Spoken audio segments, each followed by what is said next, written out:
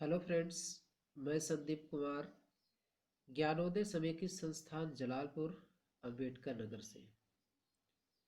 आज मैं DEd SC ID के सेमेस्टर सेकेंड का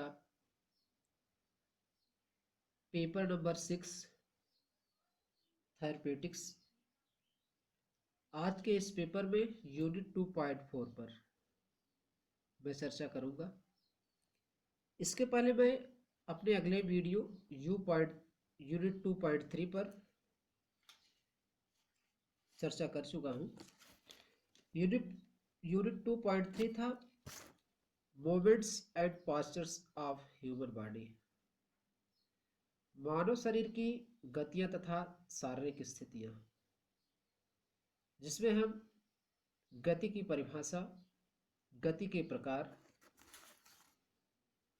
और गति एवं उनका विस्तार, जिसमें ऊपरी जोड़ों की गतियां तथा उनका विस्तार, निचले जोड़ों की गतियां तथा उनका विस्तार, शारीरिक स्थितियां, शरीर स्थिति के प्रकार पर हम विस्तृत चर्चा कर चुके हैं। आज के टॉपिक यूनिट 2.4 पे specific conditions and physiotherapy management, cerebral palsy, spina bifida, muscular dystrophy and poliomyelitis, विशिष्ट अवस्था और भौतिक चिकित्सा प्रबंधन,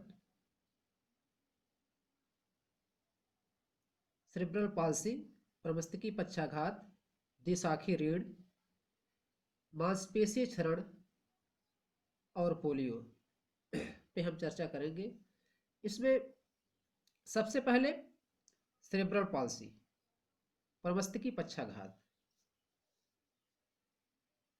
प्रमस्तिष्की पक्षाघात इस टॉपिक पे हम चर्चा करेंगे, जिसमें पहले परिचय है।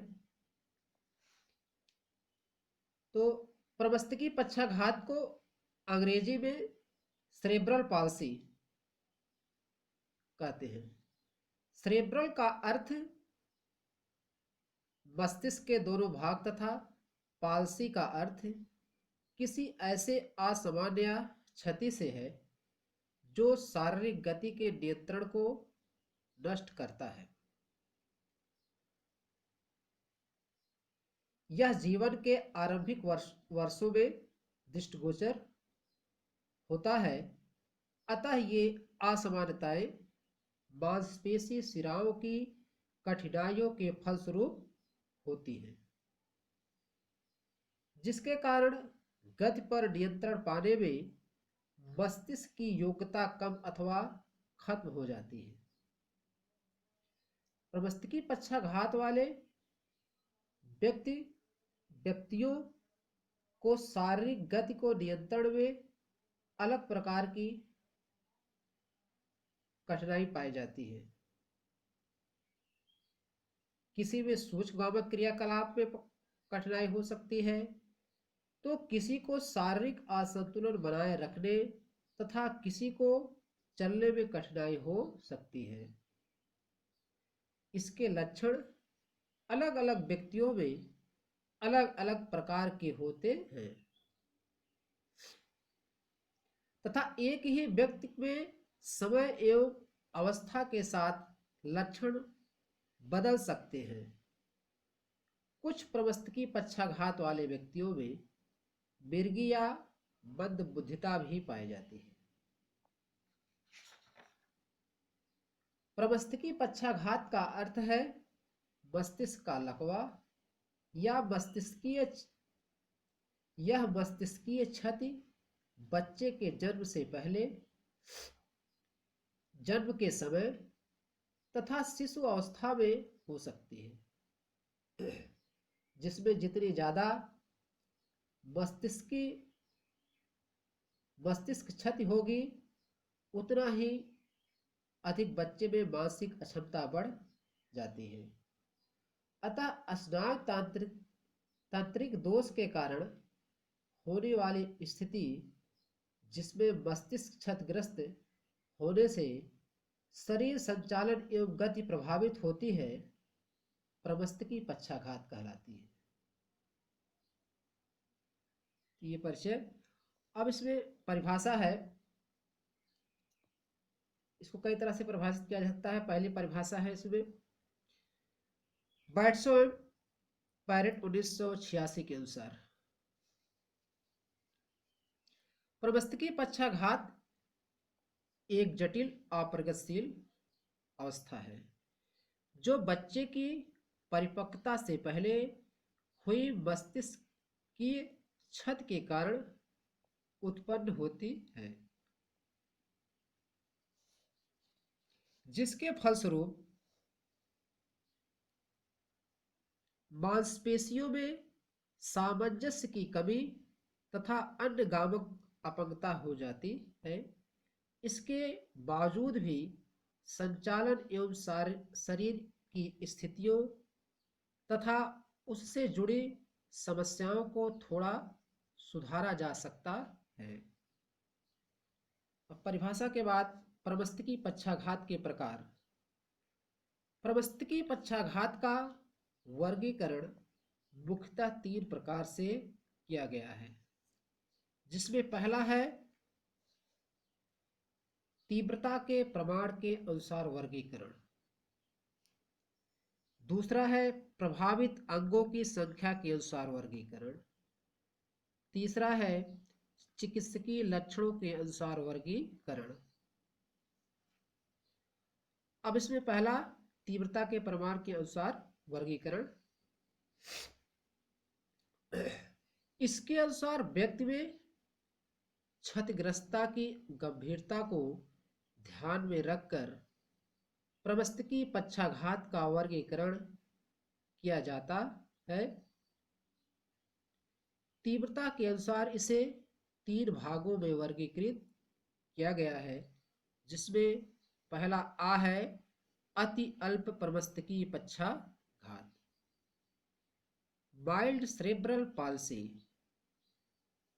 दूसरा बा है अल्प प्रमस्तकी पक्षाघात, मॉडरेट सेरेब्रल पाल्सी। उसके बाद सा है गंभीर प्रमस्तकी पक्षाघात, सीवियर सेरेब्रल पाल्सी। इस तरह से तीव्रता के प्रमाण के अनुसार इसको 3 भागों में वर्गीकृत किया गया है। अब हम अति अल्प प्रमस्तकी पक्षाघात पे चर्चा करेंगे। इसमें गामक तथा शरीर स्थिति से संबंधित अक्षमता न्यूनतम होती है। बच्चा पूर्णतः स्वतंत्र होता है, परंतु सीखने की समस्या हो सकती है। अति अल्प के बाद बा है अल्प प्रमस्तकी पक्षाघात। इसमें गामक तथा शरीर स्थिति से संबंधित अक्षमता का प्रभाव अधिक होता है। बच्चा पुनर्वास सेवाओं एवं उपकरण की मदद से बहुत हद तक विकसित हो सकता है तथा आत्मनिर्भर हो सकता है। अब तीसरा है सा गंभीर प्रमस्तकी पक्षाघात, सीवियर सेरेब्रल पाल्सी। इसमें गामक तथा शरीर स्थिति से संबंधित अक्षमता पूर्णतः प्रभावित होती है और इससे बच्चे को दूसरों पर अधिक निर्भर रहना पड़ता है। इस तरह से तीव्रता के अनुसार 3 वर्गीकरण। अब दूसरा है प्रभावित अंगों की संख्या के अनुसार वर्गीकरण।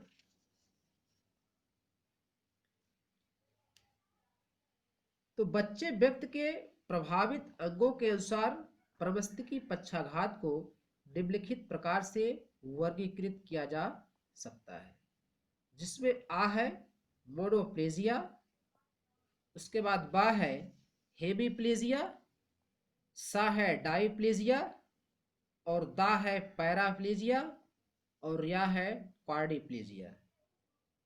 इस तरह से 5 भागों में वर्गीकृत किया गया है। अब हम सबसे पहले मोनोप्लेजिया पे चर्चा करते हैं। इसके अंतर्गत आने वाले प्रमस्तकी पक्षाघात में कोई एक हाथ या एक पैर प्रभावित होता है। आमतौर पर कोई भी एक हाथ प्रभावित होता है। अब मोनोप्लेजिया के बाद हेमीप्लेजिया व इसमें व्यक्ति के एक ही तरफ के हाथ और पैर दोनों एक साथ प्रभावित हो जाते हैं, जिससे इस अवस्था को हेमीप्लेजिया कहते हैं। इसके बाद है डायप्लेजिया। इसमें ज्यादातर दोनों पैर या कभी कभी दोनों हाथ भी प्रभाव दिखाता है। इसे डायप्लेजिया कहते हैं। अगला है पैराप्लेजिया। इसमें व्यक्ति के कमर के नीचे का भाग अथवा दोनों पैर प्रभावित होते हैं, जिससे इसे इस अवस्था को पैराप्लेजिया कहते हैं। अब उसके बाद पांचवा है या क्वाड्रिप्लेजिया। इसमें व्यक्ति के दोनों हाथ एवं दोनों पैर अर्थात पूरा शरीर प्रभावित होता है, अतः इसलिए इस अवस्था को क्वाड्रिप्लेजिया कहा जाता है। इस तरह से प्रभावित अंगों की संख्या के अनुसार वर्गीकृत 5 प्रकार से। अब तीसरा है चिकित्सकीय लक्षणों के अनुसार वर्गीकरण। चिकित्सकीय लक्षणों के अनुसार वर्गीकरण प्रमस्तकी पक्षाघात से ग्रसित प्रत्येक व्यक्ति की समस्या एवं लक्षण प्रायः अलग अलग होते हैं, अतः चिकित्सकीय लक्षण के अनुसार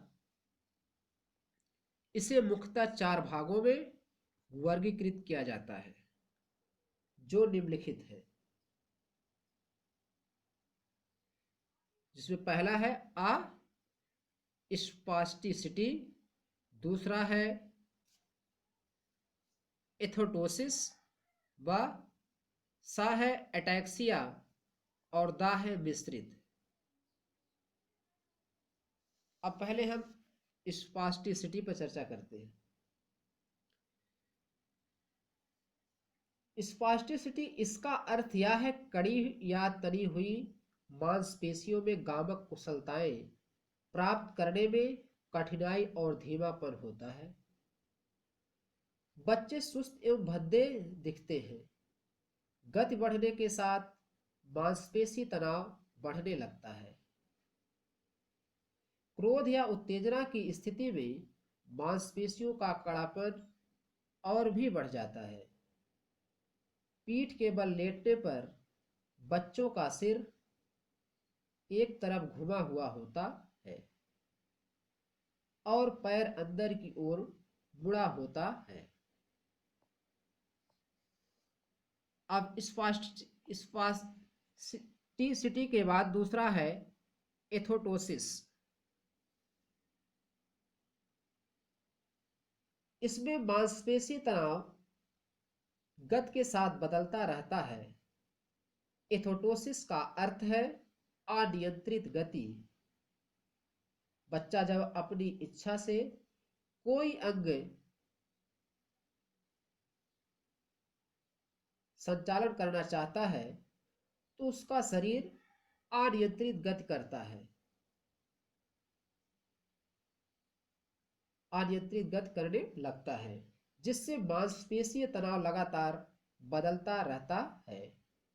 एथोटोसिस से प्रभावित बच्चे नन्हे बच्चों की तरह लचीले होते हैं या लचीले दिखते हैं।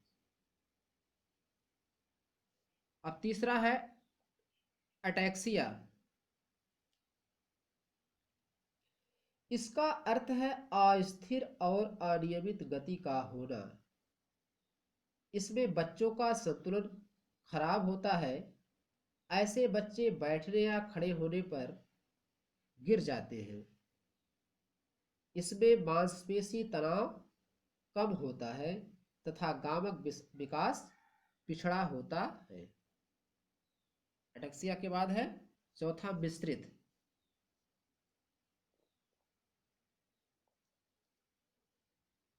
स्पास्टिसिटी और एथोटोसिस दोनों में दिखने वाले लक्षण जब किसी बच्चे में मिले हुए दिखते हैं तो मिश्रित प्रकार का प्रवस्तकी पक्षाघात कहलाता है।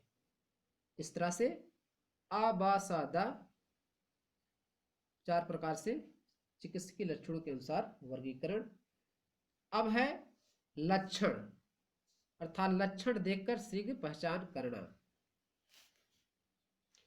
तो विभिन्न प्रकार के क्रियाकलापों एवं लक्षणों को देखकर प्रवस्तकी पक्षाघात जैसी अक्षमता का शीघ्र पहचान किया जा सकता है, जिसमें पहला पॉइंट है जन्म के समय प्रवस्तकी पक्षाघात युक्त शिशु प्रायः शिथिल एवं निर्जीव जैसा लचीला एवं पतला होता है। यदि शिशु को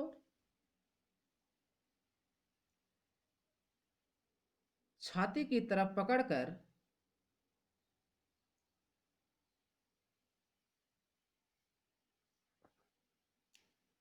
औंधे मुंह लटकाया जाता है तो वह उल्टा यू जैसा हो जाता है।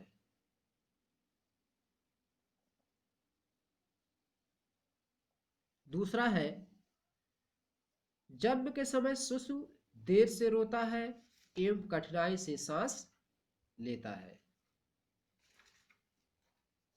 और तीसरा लक्षण है समान बच्चों की तुलना में ऐसे बच्चों का विकास धीमा होता है। गर्दन नियंत्रित करने एवं बैठने की क्रिया सीखने में इन्हें बहुत समय लगता है। नंबर 4 बच्चा अपने दोनों हाथों को एक साथ नहीं चलाता है, एक समय में एक ही हाथ का प्रयोग करता है अथवा दोनों हाथों को बारी बारी से प्रयोग करता है, अर्थात दोनों हाथों के प्रयोग में समन्वय नहीं होता है। अब 5वां पॉइंट से शिशु स्तन पान करने में असमर्थता दिखाता है। अगला पॉइंट से गोद लेते समय, कपड़ा पहनाते समय एवं नहलाते समय शिशु का शरीर अकड़ जाता है। इसके बाद अगला लक्षण है पॉइंट नंबर 7 बच्चे का शरीर बहुत लचीला होता है। नेक्स्ट पॉइंट है शिशु बहुत ज्यादा रो सकता है या फिर बिल्कुल शांत और कभी ना रोने या हंसने वाला हो सकता है। आगे है इनके ओठों से लार टपकती है। नेक्स्ट पॉइंट है संचार समस्याएं होती हैं तथा वाणी विकास धीमा होता है। अगला पॉइंट है लक्षण में कभी कभी इनमें सुनने और देखने की समस्या भी देखी जाती है। और आगे है नेक्स्ट पॉइंट बच्चों में संयमित व्यवहार जैसे अचानक रोना, हंसना, डरना या गुस्से से कांपने जैसा व्यवहार हो सकता है। इस तरह से लक्षण के बाद है प्रवस्तकी पक्षाघात का प्रबंधन योजना। तो इसमें प्रवस्तकी पक्षाघात से ग्रसित व्यक्तियों के लिए पहचान से लेकर संपूर्ण जीवन काल में प्रत्येक कदम पर सावधानी एवं देखभाल की आवश्यकता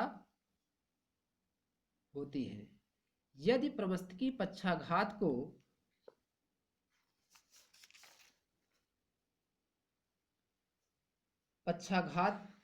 के साथ बौद्धिक अक्षमता अथवा कोई भी अन्य अक्षमता भी जुड़ी हो तो इनको आत्मनिर्भर बनाने की दिशा में अधिक प्रयत्नशीलता के साथ देखभाल एवं पुनर्वास सेवा प्रदान करना आवश्यक होता है। इस प्रकार के बच्चों के प्रबंधन के लिए मुख्यतः 2 चरण होते हैं, जिसमें प्रथम चरण है प्रमस्तकी पक्षाघात से ग्रसित बच्चों के प्रबंधन के प्रथम चरण में मुख्यतः 3 प्रक्रियाएं सम्मिलित होती हैं। नंबर 1 चिकित्सकीय देखभाल, नंबर 2 विकृति की रोकथाम, नंबर 3 उपचारात्मक प्रक्रिया। द्वितीय चरण में प्रबंधन के प्रथम चरण के उपरांत ऐसे बच्चों को उचित रूप से पुनर्वास सेवाएं प्रदान की जानी चाहिए, जिसके लिए पुनर्वास कार्यकर्ता की महत्वपूर्ण भूमिका होती है। नंबर 1 पुनर्वास कार्यकर्ता को देखरेख के दौरान ऐसे बच्चों के अभिभावक को प्रगति के उपाय तथा समस्या को कम करने के उपाय बताने चाहिए। नंबर 2 बच्चों के कार्य को सुधारने के लिए व्यायाम और साधारण क्रियाकलाप बताना चाहिए। आगे है दैनिक रहन सहन के क्रियाकलापों में स्वतंत्रता देने के लिए विषय में अभिभावकों को जानकारी देनी चाहिए। तो प्रथम चरण और द्वितीय चरण में आगे है कि प्रमस्तकी पक्षाघात से ग्रसित बच्चों के एक दूसरे से भिन्न होते हैं। इसकी भिन्नता के आधार पर अलग तरह के प्रबंधन किए जाते हैं, जो उनकी गंभीरता पर निर्भर करती है। इसके अतिरिक्त कुछ उभयनिष्ठ प्रबंधन सभी के लिए किया जा सकता है, जिसमें पहला है थेरेपेटिक्स अंतराविक्षेपण। थेरेपेटिक अंतराक्षेपण में प्रमस्तकी पक्षाघात से ग्रसित व्यक्ति के लिए उसकी समस्या के अनुसार कई प्रकार के थेरेपेटिक अंतराक्षेपण दिए जाते हैं। इसके अंतर्गत उसे उसकी समस्या के अनुसार भौतिक चिकित्सा, वाणी एवं श्रवण चिकित्सा, व्यवहार परिमार्जन इत्यादि प्रदान किया जाता है। भौतिक चिकित्सा के अंतर्गत व्यवसाय चिकित्सा प्रदान की जाती है। आगे है व्यवसायिक चिकित्सा। दूसरा है प्रबंधन में व्यवसायिक चिकित्सा। प्रमस्तकी पक्षाघात से ग्रसित बच्चों को अंग स्तर पर होने वाली असमानता के कारण उन्हें स्थूल एवं सूक्ष्मगामक कौशलों में पिछड़ापन अथवा समस्या होती है। इसके लिए उन्हें विशेष उपकरणों के द्वारा चिकित्सा प्रदान की जाती है। व्यवसायिक चिकित्सा के अंतर्गत दैनिक जीवन के क्रियाकलापों में प्रशिक्षण देकर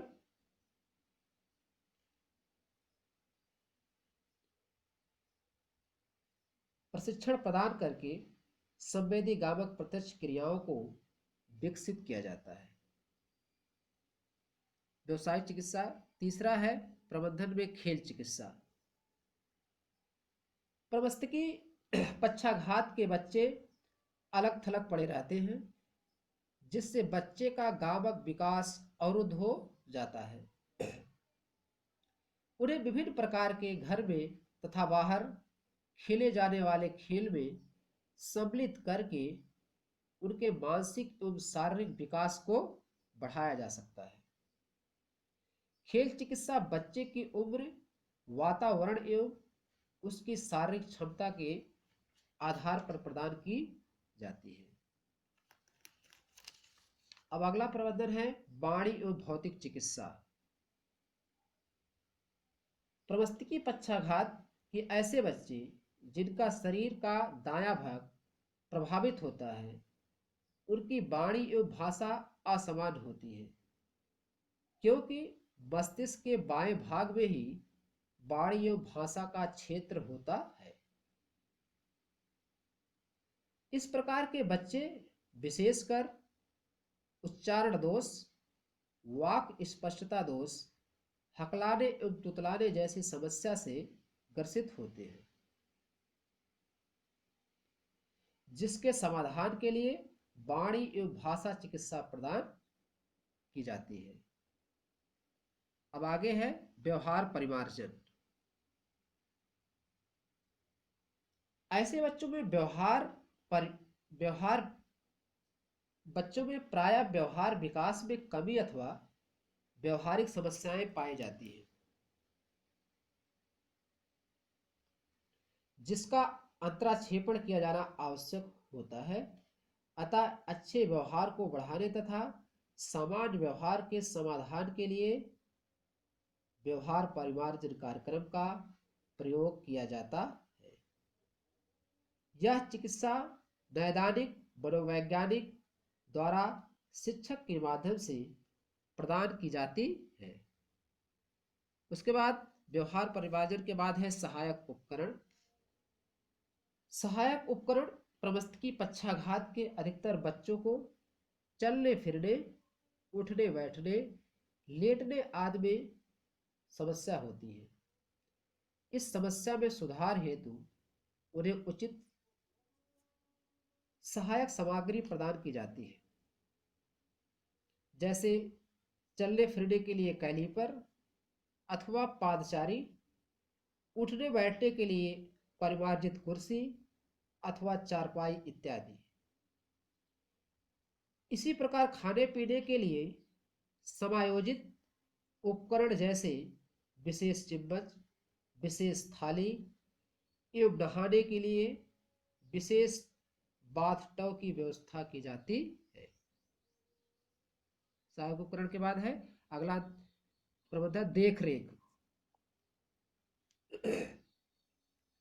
तो प्रमस्तिष्क पक्षाघात के कुछ गंभीर एवं अति गंभीर बच्चे स्वयं की देखभाल करने में पूर्णतः अक्षम होते हैं। ऐसे बच्चों को समय समय पर भोजन, पानी, शौच आदि के लिए देख रेख की अत्यंत आवश्यकता होती है। इसके अंतर्गत बच्चों की साफ सफाई से लेकर समस्त क्रियाकलापों की देख रेख की जाती है। देख रेख सेवाओं में प्रशिक्षित परिचारिका की अहम भूमिका होती है। देख रेख के बाद अगला है विशेष शिक्षा।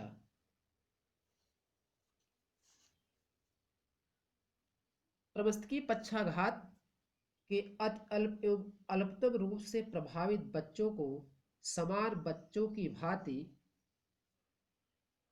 शिक्षा दी जा सकती है, लेकिन गंभीर एवं अति गंभीर बच्चों के लिए विशेष शिक्षा के साथ विशेष शिक्षण सामग्री की भी आवश्यकता होती है।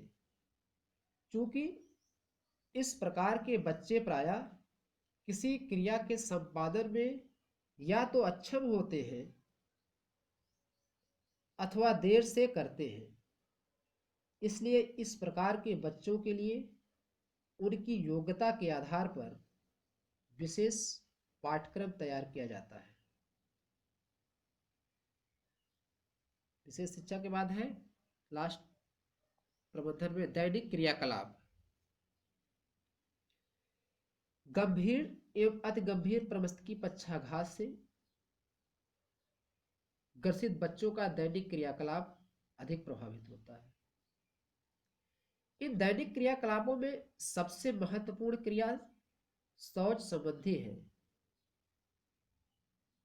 इस प्रकार के बच्चों का नियमित रूप से भोजन, पानी एवं शौचालय की समस्या, शौचालय की समय सारणी तैयार की जाती है, जिसकी सहायता से उन्हें समयानुसार उचित जगह पर शौचालय के लिए भेजा जाता है। इस क्रिया के लिए बच्चे को प्रशिक्षित करने के साथ साथ सकारात्मक दृष्टिकोण अपनाते हुए प्रोत्साहित किया जाना चाहिए।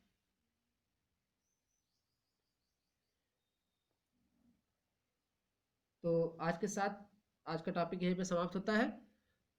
और असाइनमेंट के तौर पे हमने 3 प्रश्न आपके लिए दिए हैं। इस टॉपिक से बहुत से आपको परीक्षा में प्रश्न पूछे जा सकते हैं। कुछ रिलेटेड प्रश्न हमने आपके लिए असाइनमेंट के तौर पर यहाँ दिए हैं। पहला प्रश्न है, प्रमस्तकी पक्षाघात के प्रकार बताइए। दूसरा है, प्रभावित अंगों की संख्या के अनुसार प्रमस्तकी पक्षाघात का वर्गीकरण कीजिए। और तीसरा प्रश्न है, प्रमस्तकी पक्षाघात के लक्षण बताइए। तो आप लोग इन तीनों प्रश्नों का उत्तर अपनी नोटबुक या अपनी कॉपी में लिखिए। और किसी भी प्रकार की समस्या है या कोई चीज आपको समझ में नहीं आती है, तो आप ग्रुप में कमेंट के माध्यम से लिख सकते हैं, या फिर हमसे फोन के माध्यम से बात कर सकते हैं। धन्यवाद।